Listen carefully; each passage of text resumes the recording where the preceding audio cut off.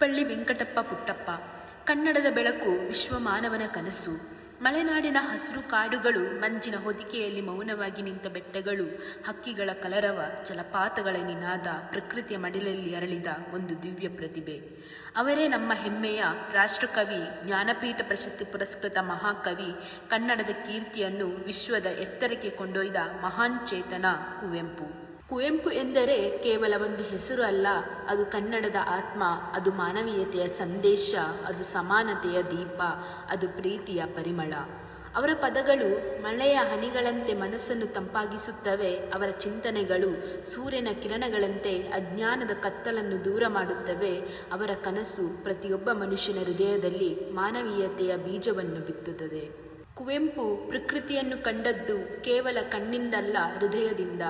ಗಾಳಿ ಅವರಿಗೆ ಗೀತೆಯಾಯಿತು, ಮಳೆ ಅವರಿಗೆ ಕವಿತೆಯಾಯಿತು, ಹೂ ಅವರಿಗೆ ನಗುವಾಯಿತು, ಬೆಟ್ಟಗಳು ಅವರಿಗೆ ಬದುಕಿನ ಪಾಠವಾಯಿತು. ಅವರು ಕನ್ನಡವನ್ನು ಕೇವಲ ಒಂದು ಭಾಷೆಯಾಗಿ ಕಾಣಲಿಲ್ಲ, ಅದನ್ನು ತಾಯಿಯ ಪ್ರೀತಿಯಾಗಿ ಕಂಡರು, ಅದನ್ನು ಸಂಸ್ಕೃತಿಯ ಉಸಿರಾಗಿ ಕಂಡರು, ಅದನ್ನು ಜನರ ಬದುಕಿನ ನಾಡಿಯಾಗಿ ಕಂಡರು. ಮಾನವನೇ ಶ್ರೇಷ್ಠ ಎಂಬ ಸಂದೇಶವನ್ನು ಅವರು ತಮ್ಮ ಪ್ರತಿಯೊಂದು ಕೃತಿಯಲ್ಲೂ ಸಾರಿದರು. ಜಾತಿ, ಮತ, ವರ್ಣ ಭೇದಗಳನ್ನು ಮೀರಿ ಒಬ್ಬ ಮನುಷ್ಯ ಇನ್ನೊಬ್ಬ ಮನುಷ್ಯನನ್ನು ಪ್ರೀತಿಸಬೇಕು ಎಂದು ಬೋಧಿಸಿದರು.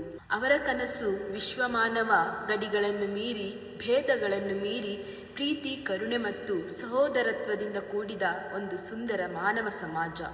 ಅವರ ಸಾಹಿತ್ಯದಲ್ಲಿ ಭಕ್ತಿ ಇದೆ, ಪ್ರಕೃತಿ ಇದೆ, ದೇಶ ಪ್ರೇಮ ಇದೆ, ತಾಯಿಯ ಮಮತೆ ಇದೆ, ಮಾನವೀಯತೆಯ ಮಹತ್ವ ಇದೆ. ಅವರ ಕೃತಿಗಳನ್ನು ಕೇವಲ ಓದಲು ಮಾತ್ರವಲ್ಲ, ಬದುಕಲು ಕಲಿಸುತ್ತವೆ. ಅವು ಕೇವಲ ಪದಗಳಲ್ಲ, ಬದುಕಿನ ದಾರಿದೀಪಗಳು. ಇಂದಿಗೂ ಶಾಲೆಗಳ ಪ್ರಾರ್ಥನೆಯಲ್ಲಿ ಮೊಳಗುವ ಜಯ ಭಾರತ ಜನನಿಯ ತನುಜಾತೆ ಎಂಬ ನಾಡಗೀತೆ ನಮ್ಮಲ್ಲಿ ದೇಶಭಕ್ತಿ ಮತ್ತು ಕನ್ನಡದ ಹೆಮ್ಮೆಯನ್ನು ಜಾಗೃತಗೊಳಿಸುತ್ತದೆ.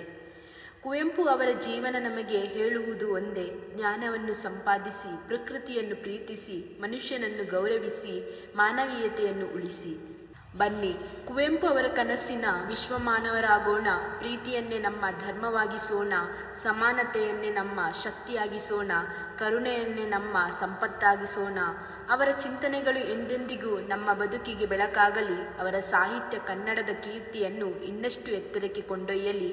ಅವರ ಸಂದರ್ಶನಗಳು ಪ್ರತಿಯೊಂದು ಹೃದಯದಲ್ಲೂ ಶಾಶ್ವತವಾಗಿ ನೆಲೆಸಲಿ.